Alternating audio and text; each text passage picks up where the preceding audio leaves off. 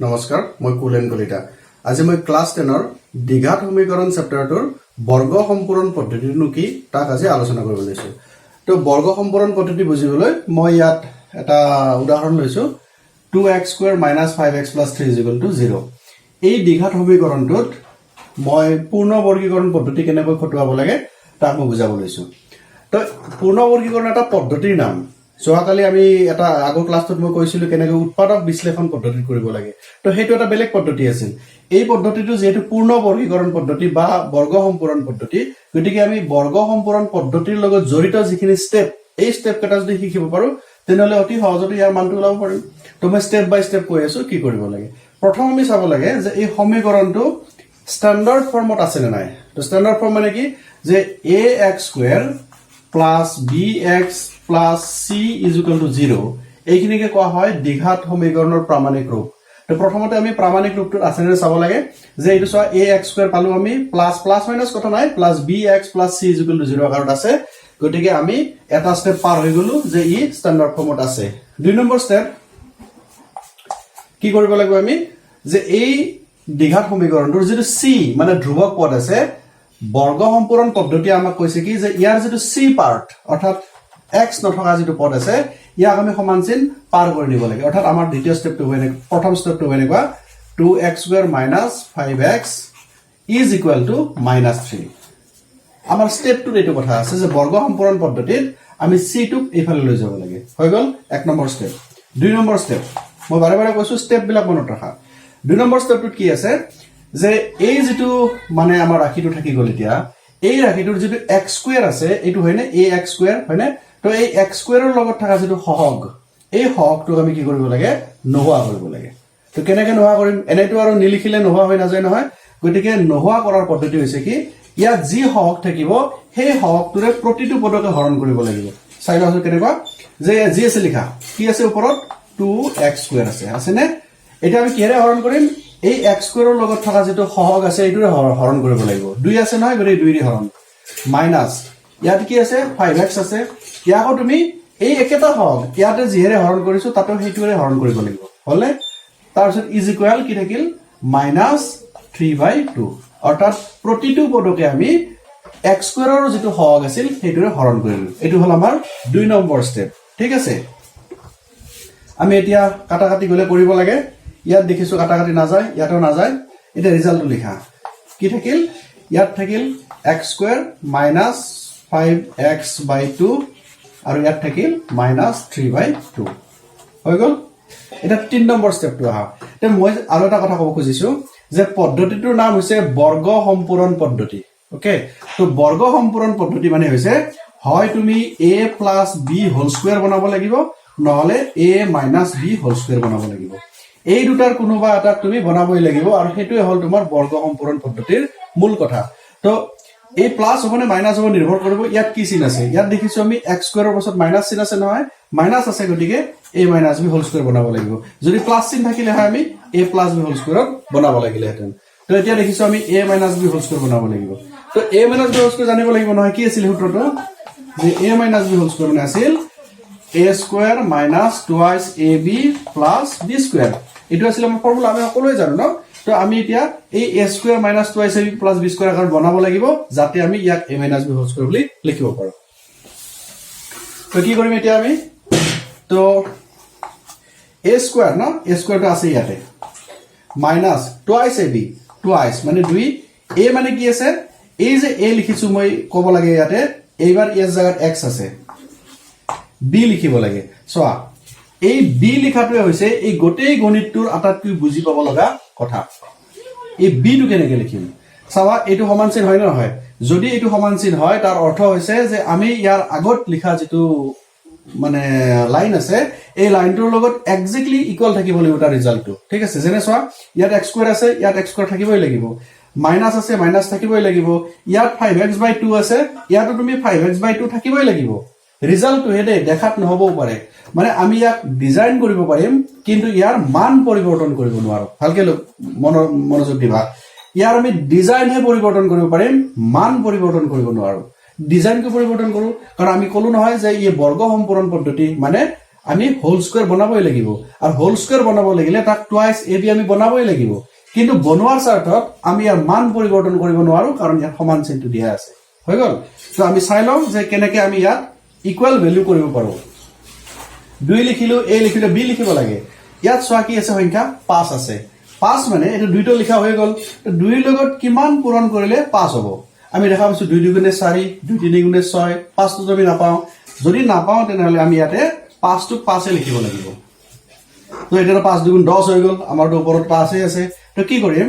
তলত আমাৰ 2 আছে নহয় এই 2 টোৰ হলৰে আমি ইয়াতে 4 লিখি দিম কিয় কাৰণ এই 2 ৰে 4 হৰণ কৰিলে 2 যাব নহয় 2 বাৰ যাব গতিকে 2 ৰে কাটি দিলে 2 থাকিল 5/2 হল x হৈ গল এটো কাটা গল অৰ্থাৎ ইয়াৰ ৰিজাল্টটো একে থাকি গল তো এইটো টেকনিকে আমি ইয়াত খটাব লাগিব আৰু এই পাৰ্টটো হৈছে আমাৰ আটাইতকৈ দৰকাৰী পাৰ্ট তো আমাৰ টুৱাইস ab হৈ গল এটা কি লিখিব লাগে প্লাস b স্কয়াৰ লিখিব লাগে যেহেতু b মানে গমাই পালো যে 5/4 তো b স্কয়াৰ মানে কি হ'ব 5/4 হোল স্কয়াৰ হৈ গল তে আমি লিখিলো a square minus twice ab plus b square লিখিলো ইজ ইকুৱেল কি আছে ইফালে -3/2 আছে নে এটা কথা লক্ষ্য কৰা আমি যে ইমপ্লাইড সাইনটো দিছো এফালে সমান চিন আছে এই ডগা পাল্লাৰ নিচিনা কথাটো আমি যদি ডগা পাল্লাৰ একফালে যদি আমি ডগাৰ পৰিমাণটো বঢ়াই দিও এইফালে বস্তুৰ পৰিমাণটো বঢ়াই দিব লাগিব যাতে হি সমান থাকে সমান চিনটো আমাৰ এই সমীকৰণটোৰ এই ডগা পাল্লাৰ নিচিনা কথা এইফালে আছিল দুটা পদ আৰু এইফালে আছিল এটা পদ আমি নেক্সট লাইনত কি কৰিলো তিনটা পদ বনাই দিলো দিফালে ইফালে এটা পদ লগাই দিলো তে চাওছো আমাৰ স্বাৰ্থত আমি a - b হোল স্কয়াৰ বনাব খুজিছো কিন্তু আমি নিয়মটো নামানিলো নিয়ম মানে কি আছে ওপৰৰ লাইনত দুটা পদ আছিল আমি তলৰ লাইনত তিনটা পদ বনাই দিলো তে ইয়াক যদি আমি সমান কৰি ৰাখিব লাগে আমি কি কৰিব লাগিব এইফালে যিমান বঢ়াই দিছিলো আমি এইফালে সিমানেই বঢ়াই দিব লাগিব কিমান বঢ়াইছো প্লাস 5/4 হোল স্কয়াৰ বঢ়াইছো ন তো এইফালে আমাৰ কি থাকিব লাগিব প্লাস 5/4 হোল স্কয়াৰ চাবা এই লাইনটো হৈছে আমাৰ এই গণিতটোৰ আটাইতকৈ বুজি পাব লগা লাইন সো আমি কিমান এক্সট্ৰা কাম কৰিছো ইয়াতে তো a square minus twice ab plus b square is equal -3/2 plus 5/4 whole square ঠিক আছে তো এটা কি লিখব আমাৰ a square minus twice ab plus b square মানে a - b হোল স্কয়াৰ তো a মানে x মাইনাস b মানে কি পাইছিলো 5/4 হোল স্কয়াৰ হৈ গল নে ইজ ইকুৱেল টু এইখিনি লিখা এটা -3/2 আৰু এফালে প্লাস 5 স্কয়াৰ মানে কি আছে 25 আৰু 4 স্কয়াৰ মানে কি হ'ব 16 এখিনি বিশেষ একো নাই এখিনি একদম সহজ আমি ওপৰৰ লাইনটোৰ পৰা জাস্ট মানে ৰিজাল্ট লিখিছো a square minus twice ab plus b square মানে a - b whole square is equal এটো এজ ইট ইজ লিখি দিছো আৰু এটো হোল স্কয়াৰ বনাইছো 5 স্কয়াৰ মানে 25 4 স্কয়াৰ মানে 16 ঠিক আছে নে নেক্সট এতিয়া আমি এখিনি অলপ মুছি দিও না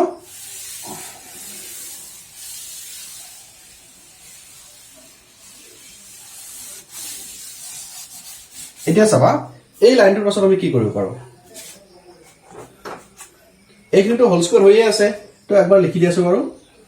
x - 5/4 এইখিনি লিখিলো ইজ ইকুৱেল তে এইখিনি যে ভগ্নাংশ হৈ আছে আমি ভগ্নাংশৰ যোগ কৰিব লাগিব তলত আছে ভগ্নাংশৰ 2 আৰু ইয়াতে আছে 16 2 আৰু 16 লখাও কিমান হ'ব 16 নহব জানো 16 হ'ব কাৰণ 2 ৰে 16 হৰণ যায় তো 2 টো কেনসেল হৈ যাব 16 থাকিব 16 হল এটা 2 ৰে 16 হৰণ কৰা হৰেদি হৰণ লবেদি পূৰণ আমি জানো এটো ন কথা সো 2 ৰে 16 হৰণ হলে 8 বাৰ যাব হে 8 ৰ লগত 3 পূৰণ কৰিব লাগিব গতে মাইনাস চিন আছে 8 3 গুণ 24 বুজি পাইছো তো 2 ৰে 16 হৰণ 8 বাৰ হে 8 দি আৰু ওপৰৰ 3 ৰ পূৰণ 8 3 গুণ 24 আৰু আগত মাইনাস চিন আছে প্লাস এইবাৰ 16 ৰে 16 হৰণ গলে একবাৰ যাব হে 1 ৰে 25 পূৰণ গলে 25 হ'ব হল ইজ ইকুৱেল টু কিমান হ'ব তলত থাকিব 16 -24 প্লাস 25 এটা মাইনাস এটা প্লাস থাকিলে কি কৰিব লাগে আমি হৰাই ডাঙৰ সংখ্যাটোৰ চিন লব লাগে তো 25 টো ডাঙৰ তাৰ চিন আগত প্লাস আছে তো প্লাস নিলিখিলে হ'ব আৰু তাৰপিছত বিয়োগ কৰিব লাগে 25 ৰ 24 গলে 1 হলে এইটো কথা এতিয়া কি লাগে আমাৰ উদ্দেশ্য কি পদ্ধতি আমাৰ যিয়ে নহওক উদ্দেশ্য হৈছে সমাধান কৰা হয়নে পদ্ধতি আমি উৎপাদক বিশ্লেষণে লও বা বৰ্গ সম্পূৰ্ণে লও যিয়ে নলও কিয় আমাৰ লাষ্ট টাৰ্গেট হৈছে সমাধান কৰা মানে x ৰ মানটো নিৰ্ণয় কৰিব লাগে তো পদ্ধতিটো আমি প্ৰয়োগ কৰিলো এটি x ৰ মান ওলাব লাগিলে ইয়াতো ব্ৰেকেট হুমাই আছে হোল স্কয়াৰ হুমাই আছে ইয়াক ব্ৰেকেটৰ পৰা বাহিৰ কৰি উলাই আনিব লাগিব নহলে তো হি ভিতৰতে থাকি যাব গতিকে x টো বাহিৰক আনা পদ্ধতিটো কি হল ইয়াক বৰ্গমূল লব লাগিব তো বৰ্গমূল ললে কি কৰিম আমি x - 5/4 বৰ্গমূল ললো নহয় স্কয়াৰটো গুছি গল ইজিকেল টু ইয়াৰ বৰ্গমূল হলে কি হ'ব আমি এটা প্লাস মাইনাস চিন দিব লাগে কিয় প্লাস মাইনাস চিন দিব লাগে কাৰণ চাবা 4 ৰ বৰ্গমূল কিমান 2 নহয় জানো 4 ৰ বৰ্গমূল 2 কিন্তু আমি এনেকৈ ক'ব পাৰো -2 হ'ব কাৰণ 2 ক স্কয়াৰ কৰিলেও 4 হ'ব আৰু -2 ক স্কয়াৰ কৰিলেও 4 হ'ব গতিকে 2 হ'ব ইয়াৰ বৰ্গমূল -2 হ'ব বৰ্গমূল গতিকে কোনো এটা সংখ্যাৰ যদি বৰ্গমূল ল'ব লাগে আমি তাক প্লাস মাইনাস চিনটো দিব লাগে তাৰে ইয়াতে প্লাস সংখ্যাটো হ'ব মাইনাস সংখ্যাটো হ'ব এটা 1 ৰ বৰ্গমূল কি হ'ব 1 16 ৰ বৰ্গমূল 4 গতিকে প্লাস মাইনাস 4 দিব লাগে আমি ইজ ইকুৱেল তো আমাক x টো লাগে ইয়াৰ লগত থাকা বিলাক সব লৈ যাম কি হ'ব x ইজ ইকুৱেল টু ইফালে লৈ গলে কি হ'ব মাইনাস টু গলে প্লাস হ'ব গতিকে 5/4 আৰু ইফালে প্লাস মাইনাস আৰু 1/4 হলে তেছো আমাক x ৰ মানটো লাগে তে এইখিনি আমি এটা ক্যালকুলেট কৰিব লাগিব ক্যালকুলেট কেনেকৈ কৰিম তুমি এবাৰ চোৱা মই আকৌ এবাৰ মুছি দিছো এইখিনি ভালকে বুজি পাইছা না এইখিনি আকৌ ৰিপিট কৰি চাবা তেতিয়া দেখা হ'ব এইখিনি আমি কেনেকৈ x ৰ মানটো লাম চাবা এতিয়া যেতিয়া ধনাত্মক হয় বুলি কয় কাৰণ প্লাস মাইনাস চিন আছে নহয় একবাৰ ধনাত্মক হলে কি ৰিজাল্ট হ'ব চাব লাগিব এবাৰ ঋণাত্মক হলে কি ৰিজাল্ট হ'ব আমি চাব লাগিব গতিকে যেতিয়া ধনাত্মক হয় যেতিয়া ধনাত্মক একে লিখিলে হ'ব ধনাত্মক হয় কি হ'ব তেতিয়া আমি লিখিম x = 5/4 ধনাত্মক হলে প্লাস চিন দিব লাগিব আৰু 1/4 = ইফালে কি হ'ব লসাগু 4 নহব জানো 4 ৰে 4 ঘৰৰ গলে একবাৰ মানে 5 যোগ 4 ৰে 4 ঘৰৰ গলে একবাৰ 1 গুণ 1 আছে না আচ্ছা ইজুকেল কি হ'ব লিখি দিছো বাৰু ইজুকেল 5 1 6 আৰু 4 কাটা কাটি যাব নহয় 2 ৰে 3 বাৰ 2 ৰে 2 বাৰ ইজুকেল টু 3/2 এতিয়া আমি কি কৰিম যেতিয়া ঋণাত্মক হয় যেতিয়া ঋণাত্মক হয় ঋণাত্মক হলে কি হ'ব x = ইফালটো 5/4 থাকিলে এই যে প্লাস চিন দিছিলো হেতু প্লাস মাইনাস আছিল নহয় বা মাইনাস চিন দিব লাগিব -1/4 = ইফালে 4 থাকিল ন 4 4 একবাৰ 5 -4 4 কাটা একবাৰ 1 গুণ 1 কি হল 4/4 কাটা কাটি কৰিলে 1 থাকি গল গতিকে x ৰ মান পালো আমি এটা 3/2 আৰু এটা মান পালো আমি 1 এটা কথা মন কৰা যে দ্বিঘাত সমীকৰণত দুটা ঘাত থাকে ন তো দ্বিঘাত সমীকৰণ সদায় দুটা মূল থাকে আমি x ৰ 3/2 এটা মূল পালো আৰু x ৰ 1 এটা মূল পালো মানে x ৰ মান যদি আমি 3/2 বহাই দিও তেতিয়া সমীকৰণটো আমি সমান পাম আৰু 1 বহাই দিলে তাৰ মানটো একেই পাম গতিকে এটাকে নিৰ্ণয় 20 বা মূল কিমান হ'ব আমি লিখিম 3/2 আৰু 1 তো এটি হল আমাৰ আনসাৰ তো সো আমাৰ পদ্ধতি যিয়ে নহওক লাস্ট টাৰ্গেট হৈছে বীজ নিৰ্ণয় কৰিব লাগিব মূল নিৰ্ণয় কৰিব লাগে আৰু ইয়াকে কোৱা হয় সমাধান কৰা বুলি ঠিক আছে তো আজি আমি শিকিলো পূৰ্ণ বৰ্গীকৰণ পদ্ধতিৰ সহায়ত কেনেকৈ আমি এটা দ্বিঘাত সমীকৰণ সমাধান কৰিব পাৰো তাক কৰিলো তে স্টেপ বিলাক কি আছিল আমি স্টেপ বিলাক 1 বাই 1 যদি বুজি লও তেতিয়া হলে এটো একো ডাঙৰ কথা নহয় খুব সুন্দৰ কথা গতিকে তোমালোকে কি কৰিবা এটুক আধাৰ হিচাপে লৈ লেসনটোত থকা যিবিলাক গণিত আছে তোমালোকে কৰাৰ চেষ্টা কৰিবা আৰু ট্ৰাই কৰিবা মোক দেখাবা মই চাম তোমালোকে মোক কমেন্টত দি দিবা মই চাই লম বা কম যে শুদ্ধ হৈছে নাই ঠিক আছে ইয়াৰ পিছত মই নেক্সট এটা দ্বিঘাত সমীকৰণ সূত্ৰ কেনেকৈ ব্যৱহাৰ কৰিব পাৰি তাৰ ওপৰত এটা ক্লাছ লম ঠিক আছে